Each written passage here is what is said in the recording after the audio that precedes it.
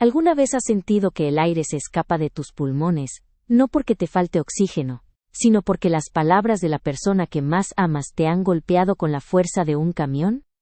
Dicen que el amor es ciego, pero nadie te advierte que el amor también puede ser sordo, mudo y terriblemente estúpido. Yo me llamo Elena, tengo 34 años y durante la última década, mi vida tuvo un solo nombre, Ricardo. Si me hubieran preguntado hace una semana, habría dicho que éramos el equipo perfecto. Yo era la arquitecta detrás de su éxito, la mujer que sacrificó sus propias ambiciones para que él pudiera escalar en la firma de abogados, la que mantenía la casa como una revista de diseño, y la que siempre tenía una sonrisa lista, incluso cuando el cansancio me cerraba los ojos. Pero esa noche, la cena de aniversario de sus padres, la máscara de esposo perfecto, se desmoronó de la forma más cruel posible. Todo empezó con una copa de vino y una mirada de desprecio de mi suegra, doña Beatriz. Ella nunca me perdonó que yo no viniera de una familia de apellido. Para ella, yo era poco más que una empleada doméstica con un anillo de oro. Ricardo, hijo, dijo Beatriz, limpiándose las comisuras de los labios con una servilleta de lino. Estaba pensando que ahora que vas a ser socio principal, necesitas a alguien a tu lado que realmente aporte estatus. Alguien que no se pase el día organizando la casa mientras tú mueves el mundo. Esperé que Ricardo me defendiera. Esperé que tomara mi mano y le recordara que yo fui quien redactó sus primeros informes de consultoría, que yo fui quien invirtió su herencia materna para pagar su maestría en el extranjero. Pero el silencio que siguió fue más pesado que el mármol de la mesa. Tienes razón, mamá, soltó Ricardo, con una frialdad que me heló la sangre. Ni siquiera me miró. Elena ha sido de ayuda, supongo, pero seamos realistas. Se ha vuelto cómoda. Es inútil en el mundo real. No tiene ambición. No tiene contactos. A veces siento que arrastro un peso muerto mientras intento llegar a la cima. Peso muerto. Inútil. Esas palabras rebotaron en las paredes del comedor de lujo que yo misma había ayudado a decorar. Sentí una punzada de calor subiendo por mi cuello, una mezcla de vergüenza y una rabia sorda que empezaba a hervir en mi estómago. Los invitados, amigos íntimos de la familia, bajaron la vista a sus platos. Nadie dijo nada. La humillación era pública, deliberada, y sobre todo profundamente injusta. ¿Inútil, Ricardo? Logré articular, con la voz temblorosa. ¿Eso es lo que piensas después de todo lo que he hecho por esta familia? Él dejó escapar un suspiro de fastidio, como si mi dolor fuera una interrupción molesta en su noche de gloria. Elena, por favor, no hagas una escena. Mírate. Solo sabes gastar el dinero que yo gano y quejarte de que estás cansada. Si no fuera por mi apellido y esta casa, no serías nada. Eres una mujer de adorno, y últimamente ni siquiera adornas tan bien. Beatriz soltó una risita triunfal. En ese momento algo dentro de mí se rompió. Pero no fue una ruptura de tristeza, fue un clic. Como el de una cerradura que finalmente se abre. Me di cuenta de que el hombre frente a mí no era el compañero que yo había construido en mi mente, sino un parásito emocional, que se alimentaba de mi esfuerzo para brillar él mismo. Me levanté de la mesa sin decir una palabra. No lloré. No les di el placer de ver una sola lágrima. Caminé hacia el piso superior, hacia nuestro despacho compartido mientras oía las risas de mi suegra reanudarse en el comedor. No es nada, solo está siendo dramática, escuché decir a Ricardo. Al entrar al despacho mi mente analítica se activó. Siempre he sido buena con los números y la logística. Por algo mi firma de diseño de interiores, esa que él decía que era un pasatiempo, facturaba más de lo que él imaginaba en sus cuentas personales. Me senté frente a su computadora. Ricardo siempre había sido arrogante, y la arrogancia suele venir acompañada de descuido. Su contraseña seguía siendo nuestra fecha de aniversario. Patético. Empecé a revisar los estados de cuenta que él manejaba, buscando una forma de separar legalmente mis activos antes de pedir el divorcio. Pero lo que encontré no fueron solo números de nuestra cuenta compartida. Encontré una carpeta oculta titulada Proyectos Futuros.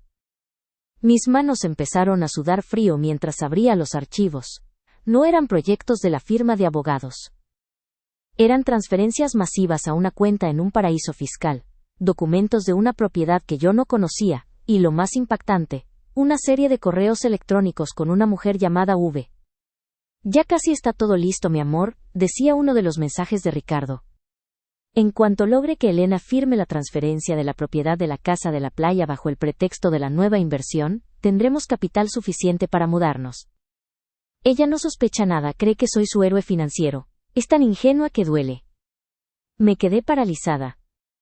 La casa de la playa era la única propiedad que estaba exclusivamente a mi nombre, una herencia de mi abuelo que yo me había negado a vender. Él no solo me despreciaba, estaba planeando activamente despojarme de lo último que me quedaba de mi familia para huir con otra persona. Me llamaba inútil frente a todos mientras intentaba robarme en la oscuridad. Cerré la computadora lentamente. El corazón me latía a 1000 por hora, pero mi respiración se volvió pausada. La Elena que mendigaba amor y reconocimiento acababa de morir en ese comedor. La Elena que conocía de leyes de propiedad, contratos y auditorías acababa de despertar. Bajé las escaleras. La cena continuaba. Ricardo estaba bebiendo whisky, riendo con un colega. Me miró con fastidio cuando entré de nuevo al salón. ¿Ya terminaste de hacer berrinche?, preguntó, sin una gota de remordimiento. Le dediqué una sonrisa. No una de esas sonrisas sumisas que él estaba acostumbrado a ver, sino una sonrisa gélida, la clase de sonrisa que un depredador le da a su presa antes de que ésta se dé cuenta de que está atrapada. Sí, Ricardo, tienes razón. He sido muy descuidada con las finanzas y con nuestra estabilidad. Pero no te preocupes. A partir de mañana, voy a encargarme de que todo esté exactamente donde debe estar. Él arqueó una ceja, confundido, pero lo ignoró con un gesto de la mano. No tenía idea de que acababa de ver la primera pieza del dominó cayendo. No tenía idea de que yo no solo sabía sobre su amante y sus robos, sino que acababa de encontrar algo mucho más peligroso en esa carpeta. Un documento legal firmado que él creía que lo protegía, pero que en las manos correctas, era su sentencia de muerte financiera. Esa noche no dormí a su lado. Me quedé en la habitación de invitados con la puerta cerrada con llave, escuchando el eco de sus pasos pesados y su risa de borracho mientras subía las escaleras. Ricardo creía que el silencio que siguió a su humillación era mi aceptación de la derrota. No podía estar más equivocado. En la oscuridad, con la luz azul de mi tableta iluminando mi rostro, empecé a trazar el mapa de su ruina. A las 3 de la mañana, ya tenía un panorama claro. Ricardo no solo era un adúltero y un misógino, era un estafador. Había estado desviando fondos de la cuenta conjunta, pero lo más grave era que estaba utilizando mi firma falsificada en documentos de garantía para préstamos personales que alimentaban su cuenta secreta. Él pensaba que yo era una mujer de adorno, que no entendía de balances, pero olvidó que mi carrera como arquitecta e interiorista me obligaba a manejar presupuestos millonarios y contratos de obra civil con precisión quirúrgica. A la mañana siguiente bajé a la cocina con mi mejor máscara de esposa sumisa. Ricardo estaba sentado a la mesa, desayunando mientras revisaba su teléfono. Ni siquiera levantó la vista. Ricardo, dije suavizando mi voz, dándole ese tono herido que él esperaba. He estado pensando en lo que dijiste anoche. Tienes razón. Quizás he estado demasiado desconectada. Quiero compensarte. Sé que me pediste que firmara los documentos para la reinversión de la casa de la playa. Tráelos hoy. Los firmaré sin preguntas. Él se detuvo en seco. Sus ojos brillaron con una codicia depredadora. ¿De verdad, Elena?, preguntó, intentando sonar casual, aunque su voz delataba su urgencia. Es lo mejor para ambos. Esa propiedad no produce nada, y el mercado está en su punto máximo. Es una decisión inteligente, por fin. Lo sé, respondí, forzando una sonrisa. Solo quiero que estemos bien. Que mamá Beatriz vea que sí puedo ser la esposa que tú mereces. Él se levantó, me dio un beso rápido y vacío en la mejilla, y salió de casa casi corriendo. En cuanto la puerta se cerró, llamé a Marcos, un antiguo contacto de la universidad, que ahora era uno de los mejores abogados forenses y especialistas en delitos financieros del país. Marcos, necesito un favor, dije, y mi voz ya no era la de la mujer herida, sino la de la estratega. Necesito que rastrees una cuenta en las Islas Caimán, y que prepares una auditoría de una cuenta conjunta. Pero hay algo más. Necesito que redactes un contrato de fideicomiso ciego, y un documento de dación en pago. 2 horas después, estaba en la oficina de Marcos. Le mostré las capturas de pantalla de los correos de Ricardo, y la evidencia de las firmas falsificadas. Marcos silbó, impresionado por la audacia de mi esposo. Elena, esto es oro puro, no solo está intentando robarte la casa de la playa, está usando tu patrimonio como colateral para deudas que ha contraído a tus espaldas. Si firmas lo que él te trae hoy, legalmente le estarías dando el arma para que te deje en la calle y se largue con esa mujer. No voy a firmar su documento, Marcos, dije cruzando las piernas y mirándolo fijamente. Voy a hacer que él firme el mío. Mi plan era simple pero letal. Ricardo me traería un contrato de transferencia de propiedad. Yo, bajo el pretexto de que mis abogados debían revisar el lenguaje técnico para que Beatriz no encontrara fallos, cambiaría las páginas centrales del documento. En lugar de cederle la casa de la playa, el nuevo documento estipularía que, en caso de cualquier irregularidad financiera previa o infidelidad comprobada, él renunciaba a la totalidad de sus activos dentro de la sociedad conyugal, incluyendo su parte de nuestra residencia principal y cualquier fondo de ahorro, a cambio de que yo no presentara cargos penales por la falsificación de mi firma en los préstamos bancarios. Era una trampa de terciopelo, tenía que jugar con su ego. Tenía que hacerle creer que yo era tan estúpida, que ni siquiera leería lo que firmaba, mientras lo guiaba a él hacia su propia trampa. Esa tarde, me encontré con Beatriz en un café de lujo. Ella llegó con su aire de superioridad, cargando un bolso que probablemente yo había pagado indirectamente. Elena, me alegra que hayas recapacitado, dijo, sorbiendo su té. Ricardo necesita una mujer que sea un activo, no una carga. Lo entiendo, Beatriz, respondí, manteniendo mi voz temblorosa. Por eso he decidido que voy a poner todo a nombre de Ricardo, incluso mis ahorros personales. Quiero que él tenga el control total para que pueda sentirse orgulloso de mí. Beatriz sonrió, una sonrisa llena de veneno y satisfacción. Ella era la pieza clave. Sabía que iría corriendo a contarle a Ricardo, que yo estaba totalmente quebrada emocionalmente, y que era el momento de dar el golpe final. Eres una buena chica, después de todo, dijo ella, dándome palmaditas en la mano. Un poco lenta, pero obediente. Al llegar la noche, Ricardo entró en la casa con una carpeta de cuero. Sus ojos estaban inyectados de una excitación casi febril. Aquí están, Elena. Solo firma en las marcas X. Mi abogado ya lo revisó todo. Es un trámite estándar para la nueva inversión. Puse los documentos sobre la mesa del comedor, el mismo lugar donde me había humillado 24 horas antes. Saqué una pluma, pero antes de tocar el papel, lo miré a los ojos. Ricardo, ¿estás seguro de que esto es lo que quieres? ¿De que este es el futuro que visualizas para nosotros? Absolutamente, respondió él, sin un gramo de duda. Firma de una vez, tenemos una reserva en un restaurante para celebrar tu nuevo comienzo. Él no sabía que el restaurante donde íbamos a celebrar no existía. Y no sabía que el documento que tenía frente a él no era el que él había impreso. Durante la tarde yo había reemplazado las hojas utilizando una técnica de encuadernación que aprendí en mis años de estudiante. El papel era idéntico, la tipografía exacta. Firmé. Con una calma que me sorprendió a mí misma, deslicé el papel hacia él. Ahora tú, Ricardo, como es una inversión conjunta, necesitamos tu firma como garante principal de que los fondos se usarán solo para lo acordado. Él, cegado por la victoria y por la idea de que ya tenía la casa de la playa en su poder para venderla y escapar con su amante, firmó cada una de las páginas sin leer una sola palabra.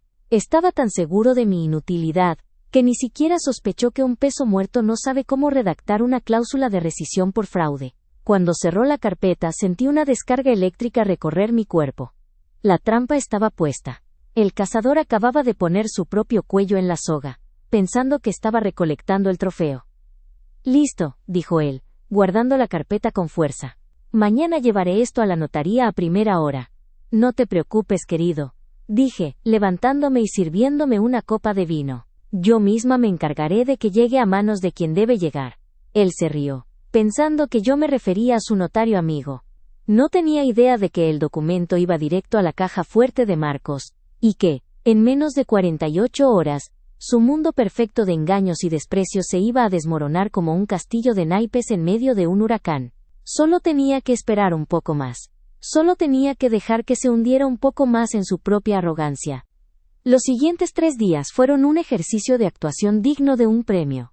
Si quería que la caída de Ricardo fuera absoluta, tenía que ser la esposa más sumisa, abnegada y útil, que él hubiera visto jamás. Soportar su presencia era como tener una piedra en el zapato que te hace sangrar. Pero me obligué a sonreír. Me obligué a prepararle el café, a preguntarle cómo iba su día, y a escuchar, con fingida admiración, ¿Cómo hablaba de su inminente ascenso a socio principal? Es cuestión de días, Elena, decía él, mientras se ajustaba la corbata de seda frente al espejo. La firma está impresionada con mi solidez financiera. No saben que todo es gracias a mi gestión inteligente. Tu gestión inteligente, pensé mientras le alisaba la chaqueta. Lo que él llamaba gestión era, en realidad, un castillo de deuda sostenido por las firmas que me había robado. Pero ahora, gracias al documento que él mismo firmó sin leer, todas esas irregularidades ya no eran mi problema, sino su confesión de culpabilidad. El miércoles por la mañana, recibí un mensaje de Marcos. El pescado mordió el anzuelo. Los documentos ya están registrados y la auditoría forense ha vinculado sus cuentas personales con los desvíos de la empresa. El viernes es el día. Ese mismo día Ricardo anunció que su madre, Beatriz, vendría a cenar para celebrar los nuevos acuerdos. Era el escenario perfecto. Él se sentía tan seguro, que decidió que era el momento de empezar a desplazarme legalmente de nuestra propia casa. Elena, me dijo durante el almuerzo con ese tono condescendiente que solía usar para explicarme cosas complejas, como ahora vamos a mover capitales grandes para la inversión de la casa de la playa, he decidido que mi madre se mude a la habitación principal de la planta baja.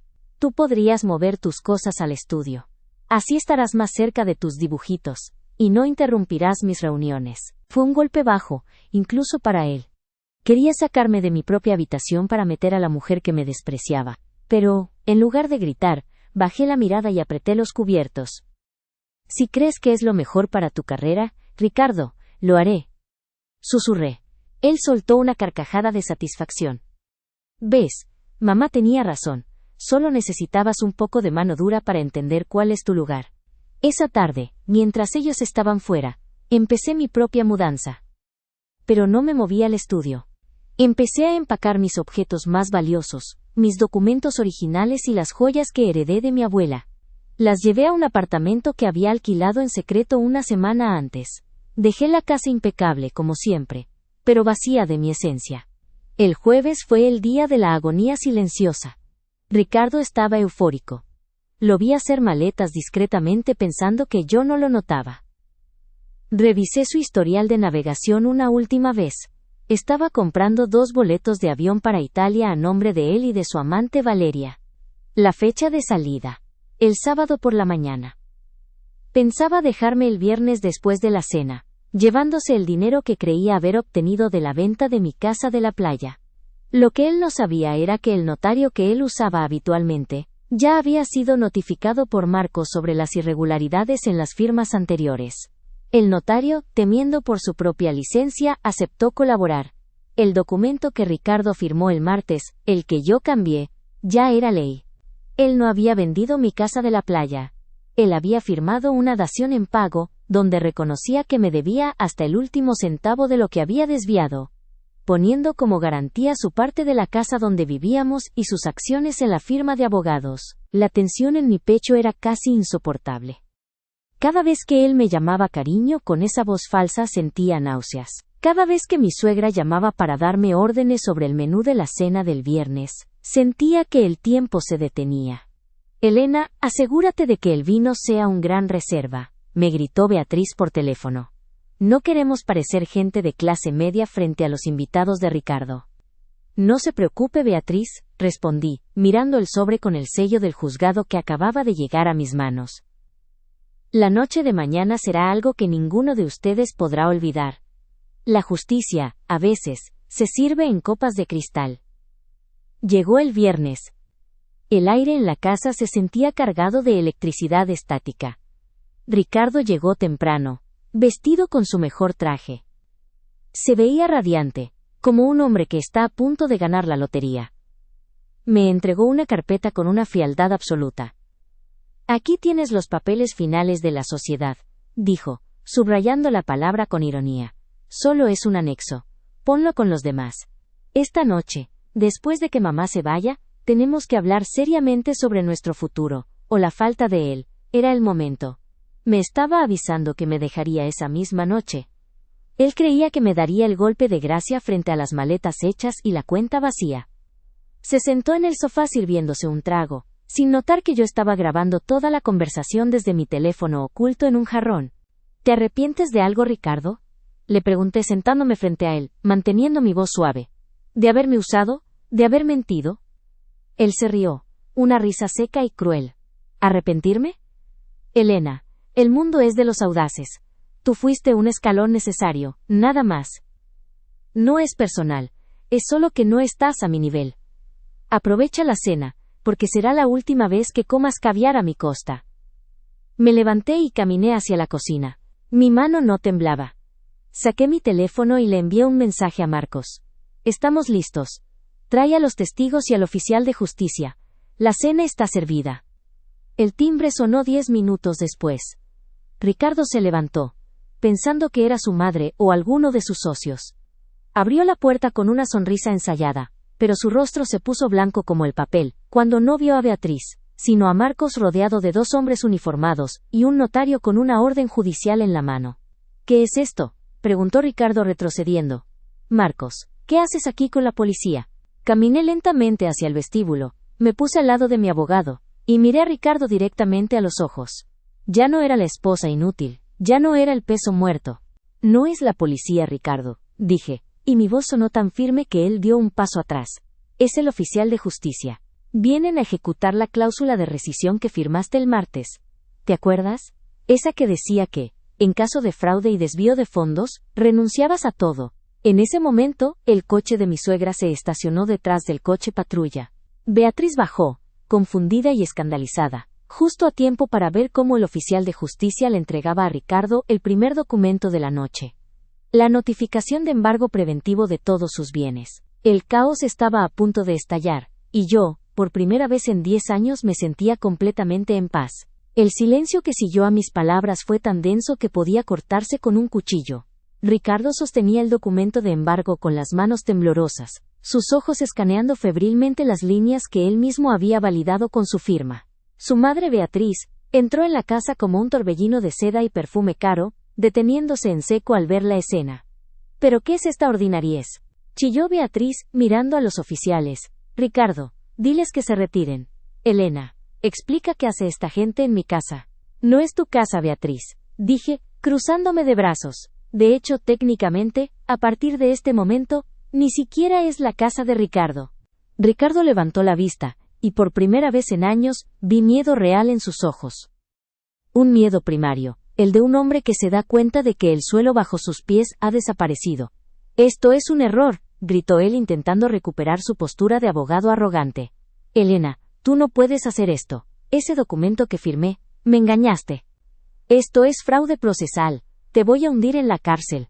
Marcos, mi abogado, dio un paso al frente con una calma profesional que hizo que Ricardo se encogiera. Ricardo, seamos precisos. Tú firmaste voluntariamente ante un notario público. El documento estipula que admites haber desviado fondos de la sociedad conyugal, y que como reparación del daño, cedes tus activos para evitar una denuncia penal por falsificación de firma y fraude bancario. Aquí tengo las pruebas de los préstamos que pediste a nombre de Elena. ¿Quieres que las revisemos frente a los oficiales? ¿Préstamos? Beatriz palideció, mirando a su hijo. Ricardo, ¿de qué está hablando este hombre? Miente, bramó Ricardo, aunque su voz se quebró. Ella me tendió una trampa. Ella es una inútil que no sabe ni leer un balance. Ese fue tu error, Ricardo. Le interrumpí, dando un paso hacia él. Creer que porque guardaba silencio, no estaba observando. Creer que porque me dedicaba a mis dibujitos, no entendía cómo funciona el mundo real. Mientras tú cenabas con Valeria y planeabas cómo dejarme en la calle, yo estaba auditando cada uno de tus movimientos. Al mencionar el nombre de Valeria, Ricardo se quedó mudo. El color abandonó su rostro por completo. Beatriz frunció el ceño, confundida. ¿Quién es Valeria?, preguntó ella, mirando de su hijo a mí. Valeria es la mujer con la que tu hijo planeaba huir mañana a Italia, respondí, sacando una carpeta con las impresiones de los boletos de avión y las fotos de ellos dos que mi investigador privado había tomado. Usando el dinero de la casa de la playa de mi abuelo. Tu hijo no solo es un estafador, Beatriz, es un traidor de la clase más baja. La habitación se sumió en un caos de gritos. Beatriz, en lugar de indignarse con su hijo, se abalanzó hacia mí, con las uñas listas para atacar. Tú, zorra trepadora, estás destruyendo a mi hijo por despecho. Todo lo que tiene se lo debe a su esfuerzo. Un oficial de justicia se interpuso entre nosotras con firmeza. Señora, cálmese o tendré que escoltarla fuera de la propiedad. Este es un procedimiento legal en curso. Ricardo se desplomó en el mismo sofá donde minutos antes se burlaba de mí. Parecía haber envejecido 10 años en 10 segundos. Elena, murmuró, intentando cambiar de táctica, usando esa voz de súplica que solía usar cuando quería algo de mí. No hagas esto. Podemos hablarlo. Fui un estúpido, lo sé. Lo de Valeria no significaba nada. Estaba estresado. Por favor, cancela esto. Somos un equipo, ¿recuerdas? Me acerqué a él, me incliné hasta que mi rostro estuvo a pocos centímetros del suyo, y le susurré con una voz que solo él pudo escuchar. Una voz que destilaba toda la furia contenida de una década de humillaciones. No, Ricardo. No somos un equipo. Tú eres el parásito y yo era el huésped. Pero el huésped acaba de tomarse el antídoto. Mañana cuando despiertes, no tendrás cuenta de banco, no tendrás acciones en la firma, y sobre todo, no tendrás a nadie a quien pisotear para sentirte importante. Él intentó agarrarme del brazo pero me aparté con asco. Marcos, dije dándome la vuelta, procedamos con la lectura de los activos embargados. Quiero que el inventario incluya hasta el último reloj de marca que compró con mi dinero. El oficial de justicia comenzó a leer en voz alta la lista de bienes que pasaban a mi control total como medida cautelar. La casa, los autos, las cuentas de ahorro e incluso las obras de arte que yo misma había seleccionado. Beatriz empezó a llorar, no de tristeza sino de rabia e impotencia. «Esto es un robo», gritaba mientras veía cómo el notario ponía sellos en los archivadores del despacho de Ricardo. «No, Beatriz», dije mientras me servía con calma la copa de vino Gran Reserva que ella misma había pedido para la cena. «Esto no es un robo. Esto es justicia kármica. Ustedes me llamaron inútil, me llamaron adorno. Bueno, este adorno acaba de quitarles el techo». Ricardo miraba la carpeta de los boletos de avión tirada en el suelo. Sabía que su carrera en la firma de abogados terminaría en cuanto Marcos entregara las pruebas del fraude el lunes por la mañana. Estaba acabado. «Tienen 1 hora para empacar lo que quepa en un par de maletas», sentencié mirando mi reloj. «A las 9 de la noche las cerraduras de esta casa serán cambiadas. Y Ricardo, no te molestes en llamar a Valeria. Le envié todas las pruebas de que habías quedado en la ruina hace exactamente 5 minutos. Dudo que todavía te esté esperando para ir a Italia».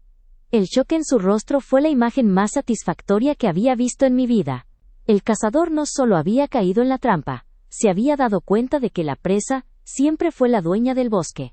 El caos apenas comenzaba para ellos, pero para mí, la libertad empezaba a saber a victoria. Ver a Ricardo y a Beatriz desmoronarse en medio de la sala, fue como ver una demolición controlada. Lenta, estrepitosa y absolutamente necesaria para construir algo nuevo. El aire de superioridad de mi esposo se había evaporado, dejando atrás a un hombre pequeño que temblaba mientras sostenía los documentos que lo despojaban de su máscara. «Elena, no puedes hacerme esto. Es mi nombre, es mi reputación», balbuceaba Ricardo, mirando al oficial de justicia que ya estaba etiquetando su preciada colección de relojes suizos. «Si la firma se entera de que hay una investigación por fraude, me expulsarán. Perderé mi licencia». «Ya la perdiste, Ricardo», respondí con una frialdad que me sorprendió incluso a mí. «La perdiste el día que decidiste que yo era lo suficientemente estúpida como para no darme cuenta de que estabas usando mi patrimonio para financiar tus aventuras y tus estafas. El lunes a primera hora, Marcos entregará el informe de auditoría forense al consejo de la firma. No solo estarás fuera, estarás inhabilitado». Beatriz, que se había quedado sin palabras por un instante, volvió al ataque. Se acercó a mí con el rostro rojo de furia, señalándome con un dedo tembloroso. «Eres una víbora. Todo este tiempo estuviste fingiendo. Comiendo en mi mesa, aceptando mis consejos, mientras planeabas destruir a mi hijo». «¿Tus consejos, Beatriz?». Me reí, una risa seca que cortó el aire. «¿Te refieres a las humillaciones constantes? ¿A decirme que no valía nada porque no tenía tu apellido?». «No, Beatriz. Yo no destruí a tu hijo.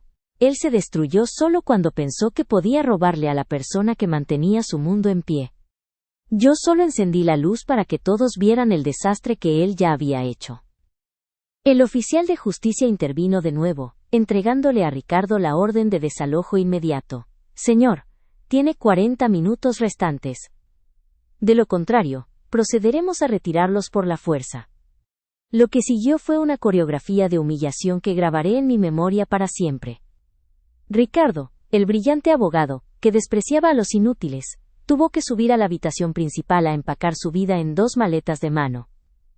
Lo vi arrodillado en el suelo del vestidor, tratando de meter sus trajes de diseñador de forma desordenada, mientras las lágrimas de rabia le caían por las mejillas. Yo me quedé en el pasillo, observando. ¿Recuerdas lo que me dijiste el martes, Ricardo? Le pregunté desde la puerta, que yo era peso muerto. Curioso, porque parece que el que se está hundiendo ahora eres tú. Él se giró, con los ojos inyectados en sangre. Te odio, te juro que te voy a quitar todo. Esto no se va a quedar así. Inténtalo, le dije, dándole un sorbo a mi vino. Pero recuerda que cada centavo que uses para pagarte un abogado, es un centavo que ya no tienes. Todas tus cuentas están congeladas. El dinero con el que pensabas irte a Italia con Valeria, ya está de vuelta en el fondo fiduciario de mi familia. Estás empezando de cero, Ricardo. O más bien, estás empezando en números rojos. A las 9 en punto, los cerrajeros que Marcos había contratado llegaron a la propiedad. El sonido del taladro perforando la cerradura de la puerta principal fue como la música más dulce que jamás hubiera escuchado. Era el sonido de la propiedad regresando a su verdadera dueña. Beatriz salió primero, arrastrando una maleta pequeña y gritando que nos veríamos en los tribunales, aunque Marcos solo le entregó una tarjeta con una sonrisa condescendiente. Ricardo salió después, cargando sus maletas y su orgullo herido. Al llegar al umbral de la puerta se detuvo y me miró, esperando quizás un rastro de duda o arrepentimiento en mis ojos. No encontró nada. Elena, por favor, ¿a dónde voy a ir? No tengo acceso a las tarjetas, no tengo nada. Ese es un problema que un hombre tan útil y brillante como tú podrá resolver en un segundo, ¿no crees? Le respondí, y antes de que pudiera decir otra palabra, cerré la puerta en su cara. Escuché el clic de la nueva cerradura. Me quedé en el silencio de la gran estancia. La casa que antes se sentía como una prisión de lujos y desprecios, ahora se sentía ligera. Marcos se acercó y me puso una mano en el hombro. Está hecho, Elena. La dación en pago está registrada. El embargo es total, y las pruebas del amante son el clavo final, en el ataúd de cualquier contrademanda. Has ganado. No, Marcos, dije, mirando a través de la ventana cómo el coche de Beatriz se alejaba con Ricardo en el asiento del copiloto derrotado. No he ganado. Simplemente he recuperado lo que siempre fue mío, mi dignidad y mi futuro. Caminé hacia la oficina. Tomé la carpeta donde guardaba mis planos y mis proyectos de diseño que él llamaba dibujitos. Los extendí sobre la mesa de caoba que él tanto presumía. Mañana, esta casa dejaría de ser un monumento a su ego y se convertiría en la sede principal de mi nueva firma de arquitectura. El peso muerto, finalmente, se había desprendido del barco, y por primera vez en 10 años, yo era la única que llevaba el timón. La casa quedó sumida en un silencio que nunca antes había conocido. No era ese silencio tenso y asfixiante de cuando Ricardo estaba de mal humor, ni el silencio gélido que seguía a las críticas de Beatriz. Era un silencio fértil, limpio, como el aire después de una tormenta eléctrica. Me serví una última copa de vino y me senté en el suelo del salón, justo en el centro de la alfombra persa que ellos tanto valoraban. Irónicamente, en ese momento, rodeada de lujos recuperados, me di cuenta de que nada de eso era lo que realmente me hacía sentir poderosa. Lo que me hacía sentir invencible era la claridad. Durante 10 años, me habían convencido de que mi valor dependía de cuánto podía facilitar la vida de los demás. Me habían hecho creer que mi inteligencia era una herramienta secundaria, un soporte para el verdadero talento de mi esposo. La justicia kármica no llegó solo en forma de documentos legales y cuentas bancarias recuperadas. Llegó en el momento en que dejé de pedir permiso para ser yo misma. Un mes después de aquella noche, la firma de abogados donde Ricardo trabajaba emitió un comunicado escueto. Él ya no formaba parte de la sociedad.